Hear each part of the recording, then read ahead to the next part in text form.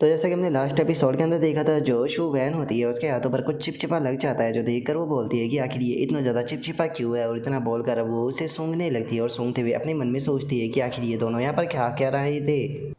और अब इतना सोचते के साथ ही जो शू वैन होती है वो जियान के रूम के अंदर जो है वो आ जाती है, और जियान के रूम के अंदर आते हुए बोलती है कि बॉस क्या मैं अंदर जो है वो आ सकती हूँ। जो सुनकर जो जियान होता है वो शू वैन से बोलता है कि अरे तुम्हें पूछने की कोई ज़रूरत नहीं है, तुम जब चाहे तब यहाँ पर आ सकती हो। जो सुनते के साथ ही शू वैन जो होती है वो बोलती है कि जरा देखो तो ये जगह कितनी ज़्यादा लग्जरियस है।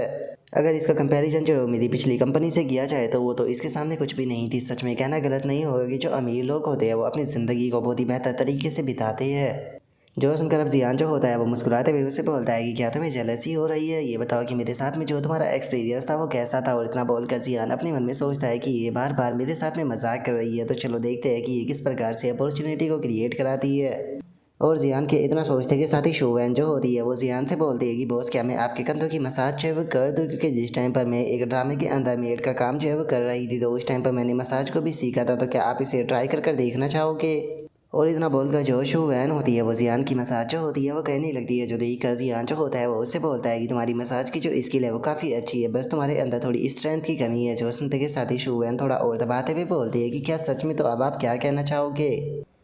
जो सुनकर अब जियान जो होता है वो इंजॉय करते हुए बोलता है कि हाँ अब काफ़ी ज़्यादा मज़ा आ रहा है। जो सुनकर शू वैन जो होती है वो अपने मन में सोचती है कि अब मैं जो आगे करने वाली हूँ क्या आप उसे झेल भी पाओगे। और उसके इतना सोचते ही हम देखते हैं कि जो जियान होता है वो सो जाता है, जिसे देखने के बाद में जो शू वैन होती है वो भी थोड़ा सा हैरान रह जाती है, और हैरान होते हुए बोलती है कि क्या ही मसाज के कारण यहाँ पर सो गया, ऐसा लगता है कि मैं इसके लिए एज ए थेरेपिस्ट का काम जो है वो कर रही थी। और शू वैन के इतना सोचते के साथ ही जो यू जियाओ होती है वो वहाँ पर आ जाती है, और वहाँ पर आते हुए बोलती है कि अरे ये सो क्यों गया शू वैन, इसे उठा दो। जो सुनते के साथ ही शू वैन जो होती है वो भी ओके बोलते हुए जो जियान होता है उसे उठाने लगती है और बोलती है कि बॉस उठ जाइए। जो सुनकर अब जो जियान होता है वो भी उठ जाता है और बोलता है कि अरे क्या मैं सो गया था। जो सुनकर जो यू जियाओ होती है वो बोलती है कि बॉस आप इतने लंबे टाइम के बाद में यहाँ पर कंपनी के अंदर आए हो, और यहाँ पर आते के साथ ही आप सो गए, क्या आप जानते भी हो कि आपके साथ में मुझे कितनी सारी चीज़ों को डिस्कशन करना था। जो सुनते के साथ ही जो शो वैन होती है वो बोलती है कि ठीक है, तो आप दोनों जो है वो यहाँ पर बिजनेस के बारे में बातें कीजिए, मैं आपको परेशान जो है वो नहीं करूँगी, मैं यहाँ से जा रही हूँ।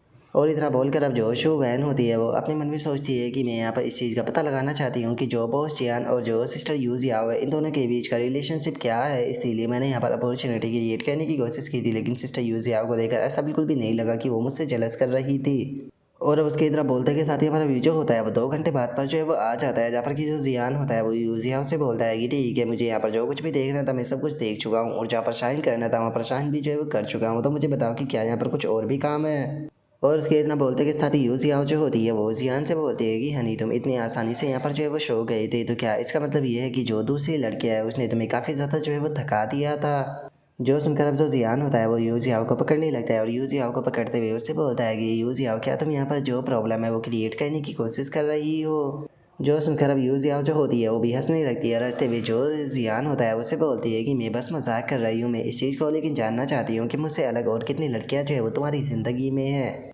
जो सुनकर जो जियान होता है वो उसे बताता है कि तुमसे अलग टोटल 2 लड़कियां हैं। जो सुनते के साथ ही यूजिया उसे पूछती है कि क्या मैं उन लड़कियों को जानती हूँ। जो सुनते के साथ ही जो जियान होता है वो उसे बताता है कि हाँ उनमें से एक से तुम मिल चुकी हो, क्योंकि वो यांग युवान अमान विला जो है उसकी मैनेजर वैंग है, और दूसरी अगर पर्सन की बात की जाए तो वो एक अननोन स्ट्रीमर है जिसके बारे में तुम नहीं जानती। जो सुनते के साथ ही यूजिया जो होती है वो जियान के पास में आते हुए बोलती है कि ओ अच्छा, तो वो एक स्ट्रीमर है क्या, वो मुझसे ज़्यादा खूबसूरत है। जो सुनते के साथ ही जो जियान होता है वो उसे बोलता है कि देखो सभी का अपना एक चार्म होता है, लेकिन उसके बाद भी तुम वो पहली लड़की हो जो कि मेरी ज़िंदगी में जो है वो आई है, तो इसीलिए तुम्हारे और उनके बीच का जो डिफरेंस है वो बहुत ज़्यादा बड़ा है, तो क्या तुम समझ गई। जो सुनते के साथ ही अब यूजिया जो होती है वो अपने मन में सोचती है कि ठीक है मैं समझ गई, कोई फ़र्क नहीं पड़ता कि फ्यूचर में इसकी लाइफ के अंदर कितनी लड़कियां जो है वो आती है, मैं हमेशा इसके लिए स्पेशल रहूंगी। और अब इतना सोचकर यूजिया जो होती है वो जियान से पूछती है कि मुझे एक और बात बताओ, ये आखिरी क्वेश्चन होने वाला है, क्या हम तीनों को एक साथ में हैंडल कर भी पाओगे।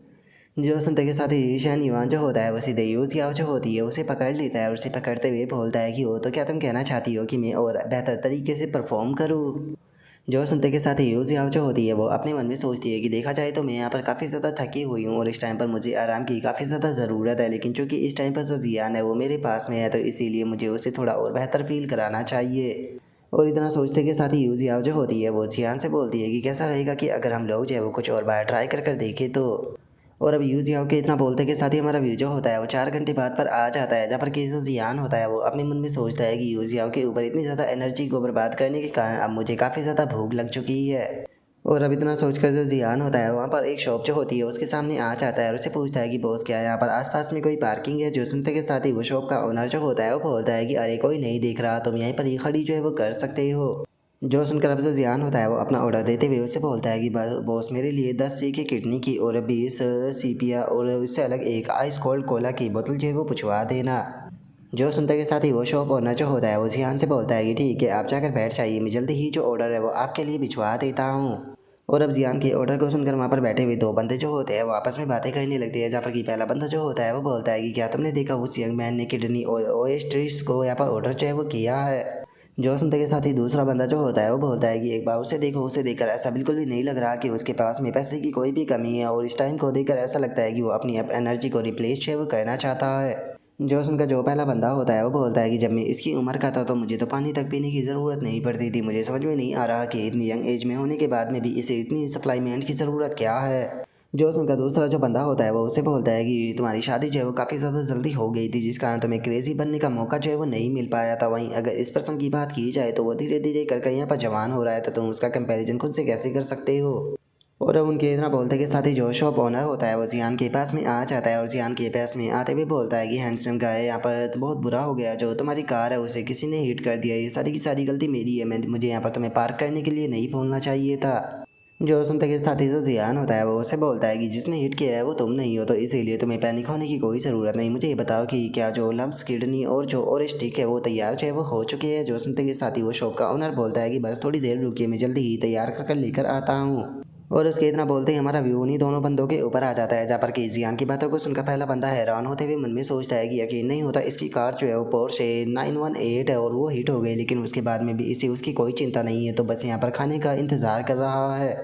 तभी दूसरा बंदा जो होता है वो भी अपने मन में सोचता है कि अपनी कार को कोई भी इंपॉर्टेंस जो है वो नहीं दे रहा, जिसका मतलब है कि ये पर्सन जो है वो बहुत ज़्यादा अमीर है। और अब उनके इतना सोचते के साथ ही हम देखते हैं कि जो शॉप का ओनर होता है वो अपने साथ में एक बंदे को लेकर वहाँ पर आने लगता है और जियान की तरफ इशारा करते हुए बताता है कि वही पर्सन कार का ओनर है। और अब इस बंदे के बारे में हमें बताया जाता है कि इसका नाम जो है वो क्यूआई युआन है। और अब जो क्यूआई युआन होता है वो जियान से माफ़ी मांगते हुए बोलता है कि डियर ब्रदर मुझे माफ़ कर दीजिए, मैं अच्छे से ड्राइविंग कर रहा था, लेकिन अचानक से सामने से एक डॉग आ गया और उससे बचाने के कारण मेरी जो गाड़ी है वो स्लिप होकर आपकी गाड़ी से टकरा गई।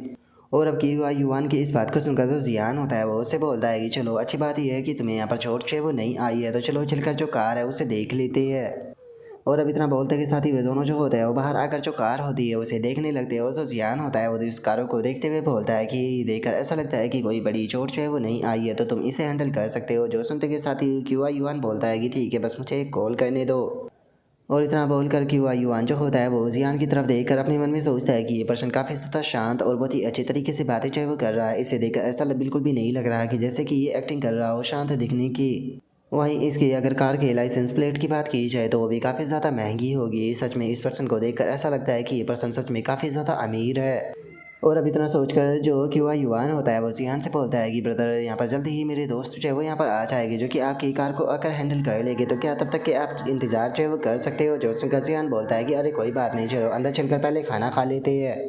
और अब उसके इतना बोलते के साथ ही हम थोड़ी देर बाद का सीन देखते हैं, जहाँ पर कि कोई आकर अचानक से क्यूआई युआन को आवाज़ लगाता है। जो देख कर क्यूआई युआन जो होता है वो भी उस तरफ देखते हुए अपनी आवाज़ लगाते हुए बोलता है कि ब्रदर मैं यहाँ पर हूँ। और अब उसके इतना बोलते के साथ ही हम देखते हैं कि एक पर्सन जो होता है वहाँ पर आ जाता है और इसके बारे में हमें बताया जाता है कि ये रिचेस्ट मैन का लड़का है, जिसका नाम कि वैंग कोंग है।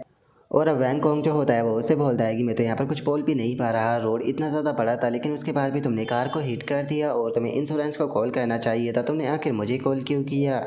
जो सुनते के साथ ही क्यूआई युआन जो होता है वो उसे बोलता है कि ब्रदर तुम मेरी सिचुएशन तो जानते ही हो, मैं यहाँ पर इतनी मुश्किल से अपनी सिस्टर को कन्विंस कर जो उसकी कार थी उसे बोरो कर लेकर आया था, लेकिन अगर ये बात इंश्योरेंस तक गई तो उसे पता चल जाएगा, जिसके बाद में वो कभी भी मुझे सुपर कार ड्राइव करने नहीं देगी। और उसके इतना बोलते के साथ ही जो जियान होता है वो भी वैंग कोंग को देखकर हैरान रह जाता है और मन में सोचता है कि एक मिनट को क्या ये वैंग कोंग है। और जियान के इतना सोचते के साथ ही क्यूआई युआन जो होता है वो जियान से इंट्रोड्यूस कराते हुए उसे बोलता है कि मैं तुम्हें इनसे इंट्रोड्यूस कराता हूँ, ये उस कार के ओनर है जिसे कि मैंने हिट किया है, जिनका नाम कि जियान है। और इतना बोलकर वो जियान से उसे इंट्रोड्यूस कराते हुए बोलता है कि ब्रदर जियान ये मेरा ब्रदर वैंग है, जो कि प्रिंसिपल वैंग के नाम से बहुत ज़्यादा फेमस है, आप इसे जानते होंगे। जो सुनकर जियान बोलता है कि प्रिंसिपल वैंग, हाँ मैंने इस नाम को सुना है। जो सुनते के साथ ही जो वैंग कोंग होता है वो जियान से हाथ मिलाते हुए बोलता है कि सच में तुम्हारा माइंड सेट काफ़ी अच्छा है, जिसने तुम्हारी कार को ठोका तुम उसके साथ में बैठकर आसानी से खाना जो है वो खा रहे हो। मैं अपने भाई के लिए तुमसे माफ़ी मांगना चाहूँगा क्योंकि ये बचपन से ही सुपर कार किलर रहा है। जो सुनते के साथ ही जो जियान होता है वो बोलता है कि अरे ये छोटी मोटी प्रॉब्लम है, इससे यहाँ पर कोई फ़र्क जो है वो नहीं पड़ता है, तो क्या तुम लोग जो है वो बैठकर खाना जो है वो खाना चाहोगे।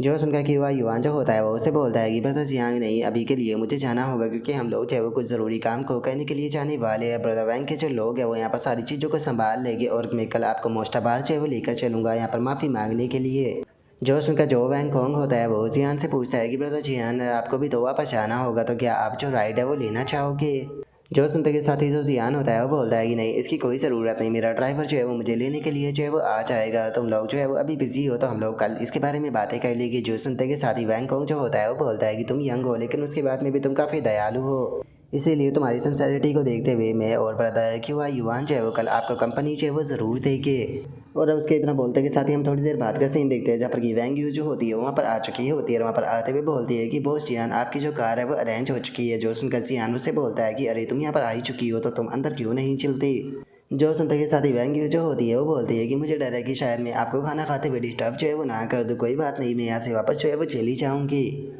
जो सुनते के साथ ही जो जियान होता है वो वैंग यू को पकड़ते हुए बोलता है कि मैनेजर वैंग आज आपने कौन सा परफ्यूम जो है वो लगाया है, आपके अंदर से बहुत अच्छी स्मेल आ रही है। जो सुनकर वैंग यू से बताती है कि मैंने यहाँ पर एक नया परफ्यूम जो है वो बाय किया था जिसका नाम कि ब्लैक ओनियन था। ऐसा कहा गया था कि इसकी मदद से कोई भी एडिक्ट हो जाता है, लेकिन मैंने नहीं सोचा था कि ये सच होगा। जो सुनते के साथ ही जो जियान होता है वो वैंग यू के और ज़्यादा करीब जो है वो आ जाता है और उसके करीब आते हुए बोलता है कि क्या सच में क्या होगा अगर मैं इसका एडिक्ट जो है वो हो गया। तो जो सुनते के साथ ही वैंग यू का भी अब चेहरा जो होता है वो लाल पड़ जाता है और वो शर्माते हुए जो जियान होता है उसकी तरफ देखते हुए बोलती है कि अगर ऐसा हुआ तो ये तो और भी ज़्यादा अच्छा होगा क्योंकि वही रिजल्ट होगा जिसे कि मैं प्राप्त जो है वो करना चाहती हूँ।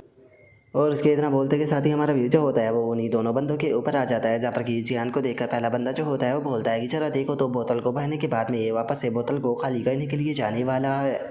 जो सुनते के साथ ही जो दूसरा बंदा होता है वो बोलता है कि उसकी तरफ देखना बंद करो, मुझे डर है कि अगर हम लोग जो है उसे ऐसे ही देखते रहे तो आज हम जलस के मारे यहाँ पर रात को सो भी नहीं पाएंगे, तो इसीलिए अच्छा रहेगा कि उसे इग्नोर करो। और अब उन दोनों के इतना बोलते के साथ ही जो हमारा आज का एपिसोड है वो यहीं पर ही कंप्लीट जो है वो हो जाता है। तो नेक्स्ट एपिसोड के अंदर देखिए कि आगे क्या होता है। अगर आप लोगों को वीडियो अच्छी लगी हो तो लाइक करना, चैनल को सब्सक्राइब करना। मैं मिलता हूँ नेक्स्ट एपिसोड के अंदर, तब तक के लिए बाय बाय गाइस।